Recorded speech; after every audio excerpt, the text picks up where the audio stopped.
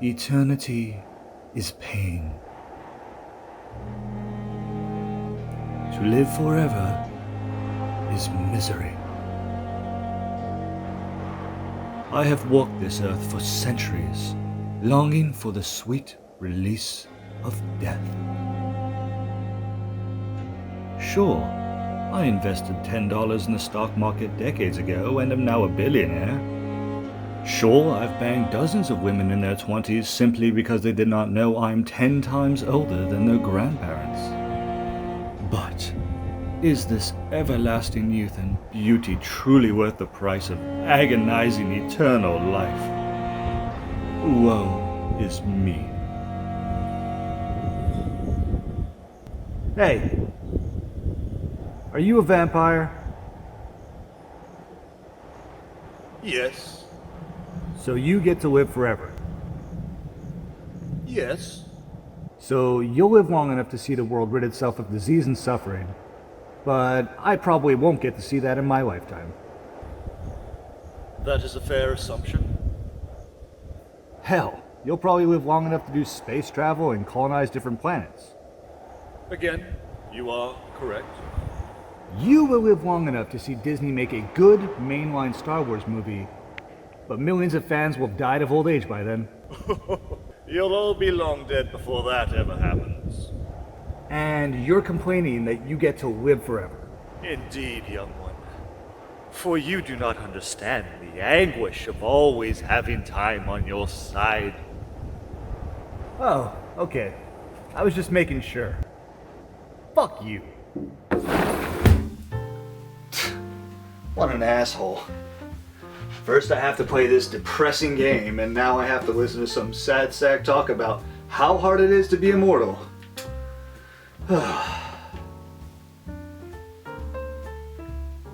Oh, hey everybody, how's it going?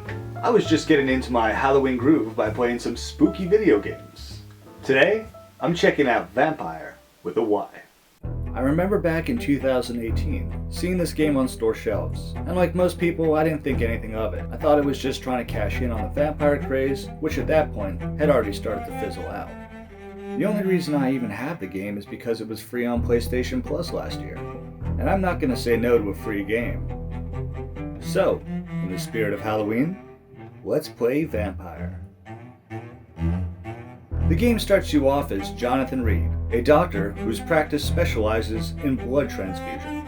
Jonathan is returning to London after serving his time in the First World War, but wakes up in a pile of dead bodies and quickly finds out that he has become a vampire, after he blindly attacks and drinks the blood of a nearby person. That person being your sister. After the game's opening section, you meet a man named Edgar, who runs a nearby hospital, and seeing that you're a doctor, gives you a job there.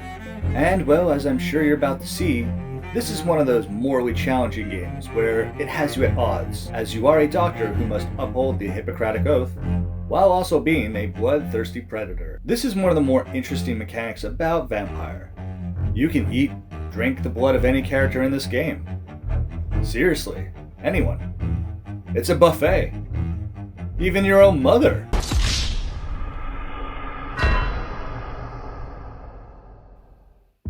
But at what cost? You see, Vampyr plays with a few RPG aspects. You need to level up to get stronger. In order to level up, you need to gain XP from killing enemies and finishing quests. But, of course, because you are a vampire, the game tempts you with an easier way to level up. You can get even more XP from drinking the blood of the citizens, which can help you level up significantly faster. The only thing is, they aren't just faceless NPCs like in GTA. Each NPC in this game has a name, a backstory, social circles with other NPCs, along with certain side quests for you to fulfill. Tell me about yourself, Mr. Coswick. Killing any of these NPCs will mean you can no longer finish their quests. Killing a merchant means you won't be able to purchase anything in that area. Well, seems like a pretty inconsequential trade in order to become an overpowered badass, right? WRONG! In the game, Jonathan will visit multiple districts. Each district has a certain number of citizens. The more citizens and healthier they are, means the more stable that district will be. Killing and drinking the blood of any of these citizens will deteriorate the stabilization of that district, allowing more monsters to inhabit the area. Not only will these monsters attack you, but depending on how long you're not in that district, they might even kill the citizens whose quest you haven't finished, or perhaps just people you wanted to keep around. May I ask what you do around here? I do whatever I want, and sometimes even more. Now sod off. Oh, did I mention you're a doctor? A real doctor caring about me. That's a first. You see, many inhabitants in these areas are often sick, so if you don't give them the proper medicine to keep them in good health, they will also die, which will destabilize the district, allowing more monsters to inhabit the area. More monsters means it's harder to get around, getting you reacquainted with that game over screen.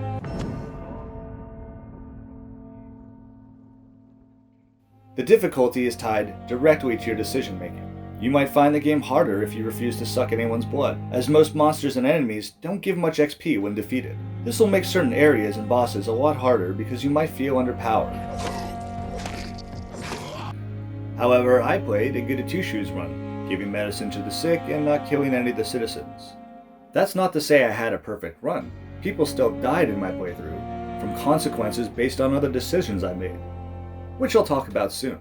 But I did feel overwhelmed at some parts, mainly the later bosses. However, I found with my background experience in Bloodborne and the Souls games, it got me through the game just fine, with only a few deaths here and there. So, consequences. Throughout the game, there will be certain characters that put you in difficult positions, where you'll be forced to make a choice. Certain paths will lead to different outcomes, letting them survive, turning them into a vampire, or killing them. Each one of these choices, no matter how good or bad you think it is, will have you face consequences. In my playthrough, there was a leader of a certain group that had become a ghoul, and I had the choice of either sparing him or killing him. I chose to spare him because up until this point, the character had been very noble in their cause. I thought the game was just testing me to see if I'd play the role of an asshole. I thought if I killed him, that would affect me in a negative way, like in Mass Effect or Fable, where there are clearly good and bad choices. But by letting him live, I made a mistake, as he later loses his mind and kills some of the people in that area, thus not letting me finish certain NPC quests and destabilizing that district. The game poses many tough decisions, and even if you think you've made the most positive good guy choice, there's always a consequence for the action. Now, despite all this talking about decision making, I would like to remind you that it is a video game, so you will be fighting monsters and bad guys alike. The combat is very Bloodborne-esque. You'll have a handful of weapons to choose from, including a old-timey pistol, shotgun, vampire stake, one- and two-handed weapons, all of which you can upgrade, making them deal even more damage. The combat itself mostly consists of attacking, dodging, and shooting. Alongside that, you'll have certain skills that you can unlock, allowing you to use vampiric attacks and special moves. That's right! Like most games nowadays, Vampyr deals with a RPG-style skill tree, allowing you to learn new, passive, and aggressive abilities, as well as certain ultimate attacks. And while there is a lot of combat, I'd argue you'll spend even more time just talking to the people. Each person has their own unique story, like the lady in the hospital who thinks she's a vampire, or another with a war vet who's having trouble adjusting to life after what the war has put him through. Most of these characters will have unlockable dialogue, side quests for you, some more interesting than others, while a portion of them are simply fetch quests. Remember, I may have something for you. I found myself talking to everybody and exhausting every dialogue option. These are done through dialogue trees, like in Mass Effect or Fallout. Certain dialogue options are unlocked after fulfilling certain quests, so you can question and find out everything there is to know about each character. And believe me, Jonathan has a lot of questions. Where are we headed? What do you mean? How do you feel? How is your stay with us? How long have you been a nurse? What manner of creature was he? May I ask you a few questions? And I'd like to ask you a few questions. And I would like to ask you a few questions. I have so many questions, Elizabeth. You always had questions, Dr. Reed. Ah, yes. One is never too old to ask questions. Wait a minute. What are you doing here? Well, I was bored, and you were the only one up at this hour. Yeah, I don't really feel too comfortable with a vampire in my place.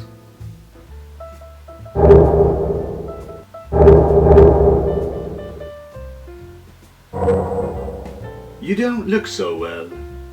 Perhaps I can be of assistance? Yeah, now that you mention it, I do feel pretty tired. Take these.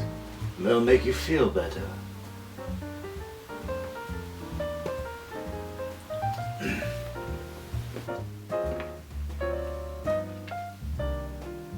Wow. I do feel better now. Thank you.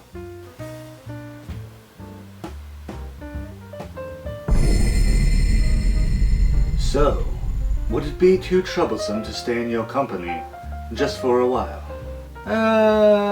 Okay. I guess you're alright. Now, let's talk about the setting and feeling of this game.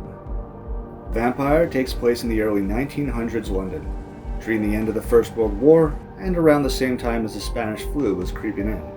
Oh yes. Reminds me of a simpler time, when someone could cut themselves on a rusty nail, and that usually spelt their death sentence.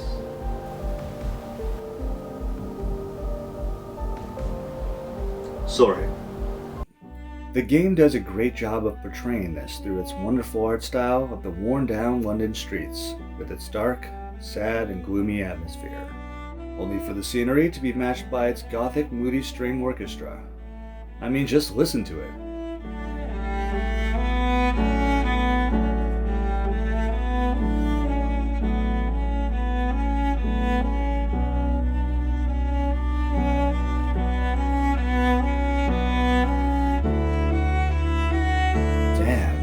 Immersing yourself into the experience is really depressing.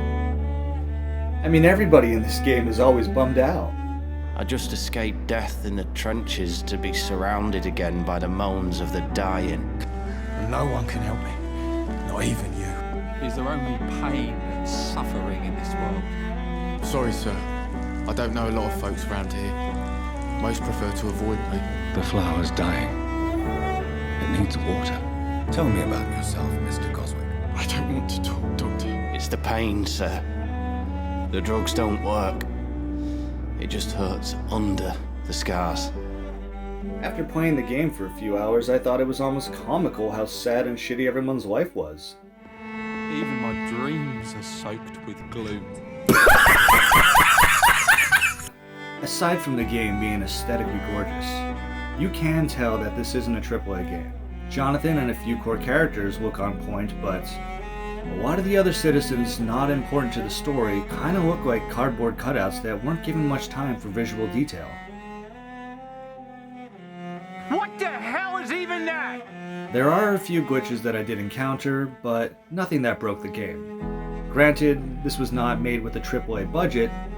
It is something I can overlook when given the quality of the game as a whole. Overall, I had a great time playing this game.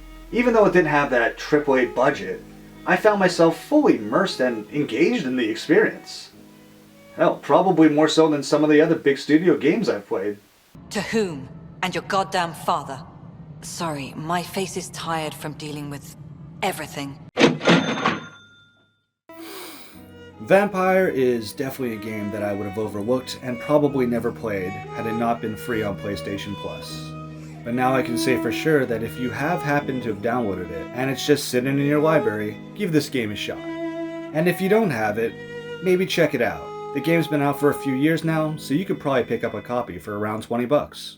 So that was Vampyr. Kind of a hidden gem, as it did have some attention, but not nearly as much as it should have had. Anyway, that's it for this video. If you liked the video, comment down below and let me know what you'd like to see me do next. Otherwise, happy Halloween, and I will see you on the next one.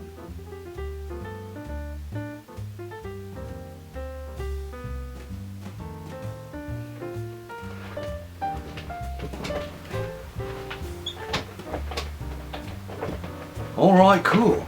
So what would you like to do now? Well now I'm going to bed. What? It's only 5 o'clock in the morning. Well, I've been at this for a few days now, and I just barely got this out on time for Halloween. So I'm gonna catch up on some sleep. Ah, yes, of course. What was I thinking? I was always destined to roam the earth alone. Nah, don't be such a bummer. You get to live forever. It can't all be that bad for you. Oh, such a young mind. You do not understand the eternity of forever. Really? Because it sounds pretty sweet to me. You sound like a younger me, full of ambition. Ponder on it. Perhaps one day I will return to you, and by then, you will have realized the tragedy of the Dark Gift.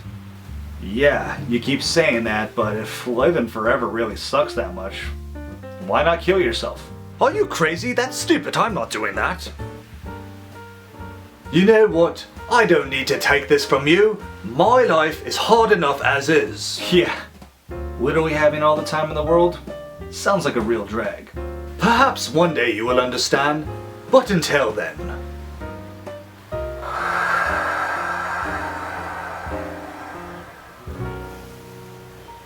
Well, that was weird.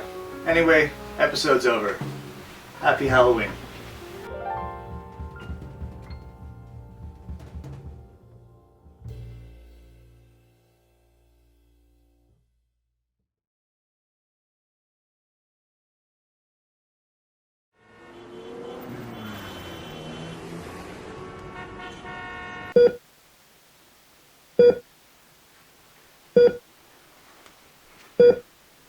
Mr. Tobromancer, you have a visitor.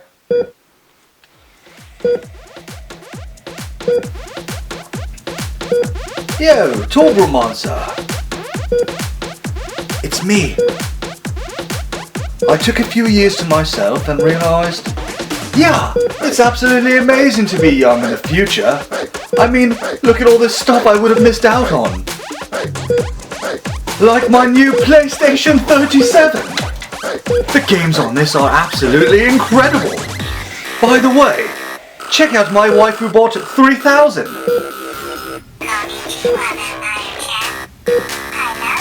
Can you believe it? These were impossible to get your hands on 5 years ago, but I can afford to wait. Anyway, I wish I could stay and chat, but the waifu and I have a vacation on Mars to attend to. I hear the beaches are wonderful this time of year.